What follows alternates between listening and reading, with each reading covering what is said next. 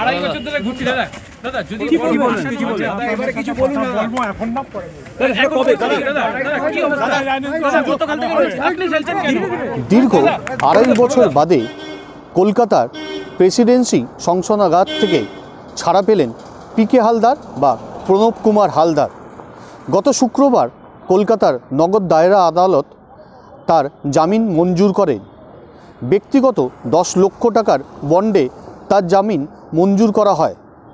তবে এদিন জেল থেকে বেরোনোর সময় কলকাতার গণমাধ্যমদের মুখোমুখি হয়ে তিনি কোনো রকম প্রশ্নের জবাব দিতে চাননি।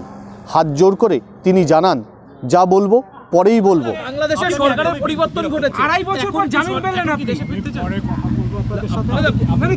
আপনি কি দেশে ফিরতে চান? আপনি দেশে ফিরতে চান? এখন দুটো লাইন দাদা দুটো লাইন দাদা। আপনি কি দেশে ফিরতে চান দাদা? আপনি কোথায় উঠছেন কোথায়? এখন আমি কিছু বলবো না, আমার লয়ারের সাথে কথা বলে নিই, পরে কথা বলবো। আচ্ছা কোথায় উঠছেন দাদা? হ্যাঁ এটা এখন ছাড়েন।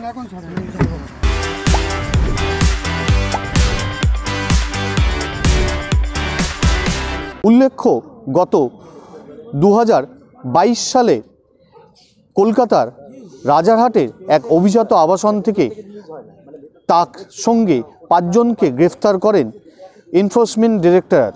বাংলাদেশের আর্থিক তছরূপ ও প্রতারণা মামলায় তার বিরুদ্ধে অভিযোগ ওঠে এবং সেই তদন্তভার আসে ভারতে। সেই জায়গায় তাকে গ্রেফতার করা হয়।